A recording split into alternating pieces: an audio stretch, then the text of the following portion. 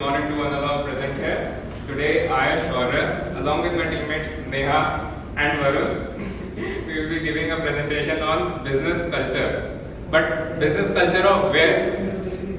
Right? There are many other countries which have different business cultures, and today we will be talking about one particular business culture.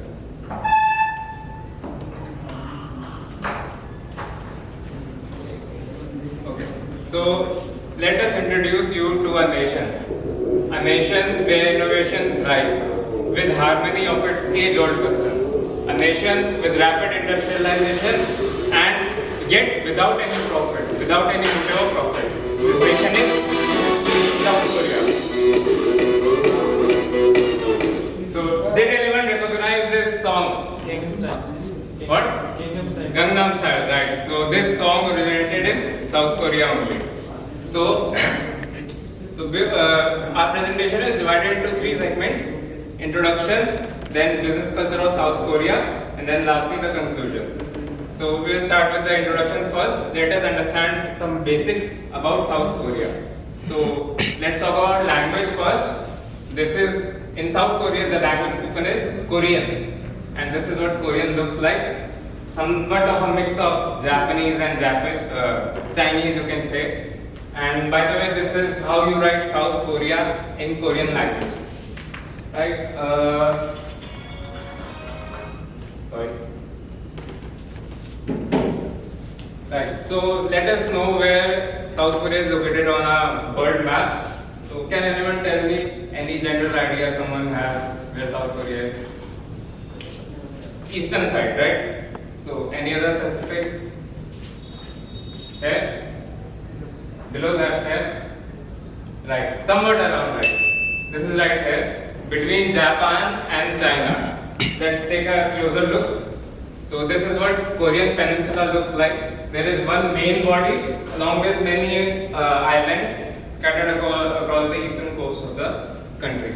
And this is what South Korean flag is.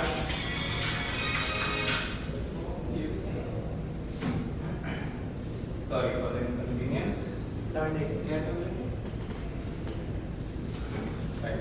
So this is what South Korean flag looks like, and I want you guys to have give some more importance to this flag, or give attention to what I am about to say. Here in this flag, I didn't see any other flag similar to South Korea because it does not have any political or religious connection to it, like many of the other countries. The four symbols you see here, these just represent the four elements: fire, water, earth and air. And this circle over here, red and blue circle, this is nothing but the positive and negative aspects of life. Similar to a yin yang, the black and white symbol from China, right? Okay, so now let's talk about the population of South Korea. South Korea is a home to over 50 million people. 50 million, huge number, right? And out of these 50 million people, 20% of them is in the capital city, Seoul. This Seoul city is also a technological hub. Many big MNCs like Samsung, LG and Hyundai have their headquarters in this city. Now let's talk about some basic culture of South Korea. Basics, for example, how they eat, or what are they say, their songs and all. Let's start with K-pop. K-pop is short for Korean pop music. This is a form of music where people used to perform while singing. And recently there was a K-pop concert in Chhattisgarh as well. Did anyone attend that? No? Assam did? How was it? Bad? Okay. I didn't experience it, but I thought it was good. Okay, moving on, we have Taekwondo, a form of martial arts which specializes in fast kicks, kicks and dynamic fighting style, right? Okay, this next one I will let you guys tell me what this is. Can anyone read what is written? No one? I believe you guys know what this says. Now can anyone tell me what this is? Right, correct. This is Squid Game. So the drama industry of South Korea recently had a huge boost because of their unique storyline, unique characters, and all around the world, their drama has been popularized. So next, let's go to a bit more traditional. This is a string instrument, gayagam, and it originated in 1300s, and it sounds something like.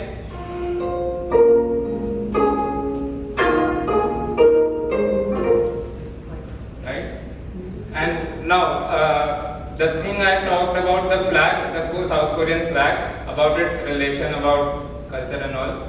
So, in South Korea, pay attention, right?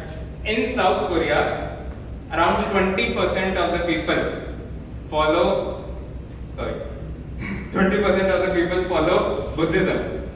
17% follow Christianity. Surprising, right? Is it? What is surprising is over 60% of the population, majority, does not have any religion. So this makes me wonder, is there any relation to the atheist ideology of the people there and their growth, their exponential growth? Is there a correlation? Maybe, maybe not. I will let you guys decide. And finally, the cuisine. Like most of the East Asian countries, they also eat food with the help of chopsticks. And another fun fact, if you are a vegan, people who don't eat meat, if you are a vegan, don't go to South Korea. Because 99% of the population there does not eat non-vegetarian. 99%. So you will have a hard time finding food that you can actually consume if you are a vegan. So these were all the aspects of the basic culture of South Korea. Let us now introduce Neha on the stage to continue with the presentation.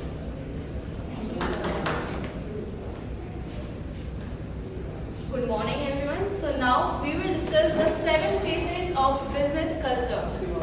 Business typically consists of facets or elements that actually shape the organizational values and the environment.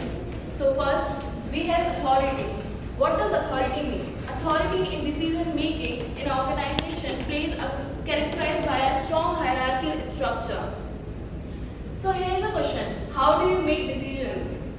There are 2 aspects in this dimension. Number 1 is through people or structure. In Korean, people believe in making decisions through structure. Structured decisions has to be made through hierarchy and respect. In Korea, people actually hierarchy plays a vital role. People actually seniority plays a crucial role in determining one's influence in the decisions making. The decisions is mainly concentrated at the top. That means in the top hierarchy of the organization. And respect. People do give respect in order to the status and higher position rather than their skills and knowledge. Group consensus. Decision has to be made collectively, even though the decisions is concentrated at the top, but still the major decisions has to be made collectively. Then we have repo. What does repo actually mean? Repo means relationship. How people interact, people relate to each other. How South Korean people actually build relationship with each other. So there are again 2 aspects: building relation and transaction. Korean people believe in building strong relationship with each other. Under this, there are 2 points. Number 1 is respect and politeness. Respect, especially for the elder and the authority figures, are very essential and plays a vital role, and it is highly emphasized. Politeness through behavior and through language is very important. Maintaining a respectful tone again plays a very vital role. Networking and guanxi. What does guanxi mean here? Building relationship and maintaining that relationship with your client and colleagues is known as guanxi here. Socializing with different people from outside the organization and within the organization and maintaining it. That means networking and guanxi. Then we have orientation. In orientation, where people invest. So where do Korean people really invest? There are two things, collectivism and individualism. Korean people believe in investing collectivism. Number one is group harmony. They believe working in a group and increasing cohesiveness. What does cohesiveness means? The cohesiveness means the bond between two or more people. So higher the cohesiveness, higher the bond or stronger the bond is. So they believe in the group harmony and increasing their bond with each other. Team-oriented approach. Team-oriented is very essential, but individuals are expected to work in team or in a group. Decision making through consensus. Decisions making not only made through the top authority, but also they do consider the opinion of their juniors and all the group members. They take the input from all the stakeholders within and outside their organization, and after considering all their input and analyzing it, they finally reach to a certain decisions. Then we have interaction. What does interaction mean? We everyone interact with each other in everyday in our life. So how do Korean people interact with their client, colleagues, and other people? So how do they get their work done? Autonomously or collaboratively. Korean people believe in collaboration. Now on social media, we have seen a lot of people, they are collaborating with each other, like the influencer, to promote their product and increase their market and penetrate the market. So here comes the formal communication. In Korean culture, the formal communication is characterized by a politeness and a respectful tone with each other while talking to each other. Non-verbal communication, it is also important. Non-verbal cues that the body language and facial expression are also very, very important to show the agreement and the disagreement. Listening and silence. Silence is also a common form of communication in South Korea. Not every time you have to speak or say something, but instead, in order to show respect to other people, especially your senior and your colleagues and clients, you have to first listen to them attentively while they are speaking and do not interrupt them. Silence. Sometimes between the conversation, they take pause and that indicate the deep thought and agreement. Then we have the mindset. What kind of mindset do Korean people actually have? How do they solve their problems? So there are again two aspects. Number one is procedures, number two is innovation. Korean people highly believe in procedure, but they do welcome the innovation idea as well. Korean people believe in structured problem solving. That comes under the procedure one. Korean people follow the already established procedures and the processes for solving their problems. Long-term perspective. While actually just solving the problem, they do not just focus on the short-term problem, but they do focus on the long-term success of the organization as well. Balancing tradition and innovation. While Korean people actually like to keep their traditional method and approaches, but they do consider or embrace the idea of innovation and creativity to solve their problem. Then we have flexibility, how flexible they are. So now the culture is, the environment is constantly changing. It is a dynamic environment and the market. So how Korean people actually adapt change, how adaptable they are, how do you react to change? Here, number one is agile and number two is rigid. they adapt the innovation and the changes, but they do believe in adapting the long-term changes, not short-term. They do not react to the short-term changes in the market, but they do consider the long-term and technological changes. Here, number one is embracing innovation. Again, they embrace the innovation, mainly the technological sector and the technological sector and the innovation-driven industries do consider the new innovation and creativity, and in order to stay competitive in the market and to expand their business and penetrate deeper into the market. Then, long-term perspective. Again, they do not adapt anything just for short term, but they do consider long-term perspective, how the whatever the technology they are adapting right now, how it can actually influence the long-term goal of the organization. Flexibility. Okay. Motivation. How Korean people get motivated to work? Like we have all known, nobody wants to work. So we all need some kind of motivation in our life to actually work hard. So there are two types of motivation actually. Number one is intrinsic, number two is extrinsic. Korean people actually get motivated through both of the aspects, both the intrinsic and the extrinsic. So there are phase and reputation. What does phase means here? What does phase mean here? Phase means the professional and the personal reputation in the organization. So Korean people believe working really hard for the personal reputation and the personal growth in the organization.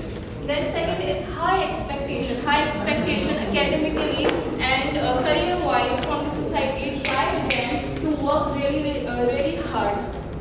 Then we have recognition and reward. Korean people put their elder and senior people in the authority on the pedestal. Like for them, getting recognition and reward from them is like a huge achievement. So they work really hard to impress them and get reward from their seniors. Also personal growth and development. Korean people do get motivated for their personal skills and their personal growth within the organization to enhance their skills. Thank you. Now, Varun will further proceed. Please.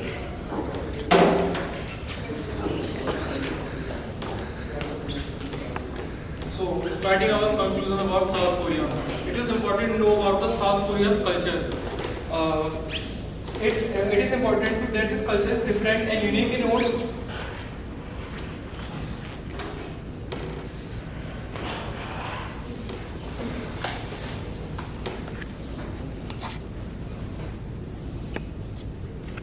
This culture is important in its unique way.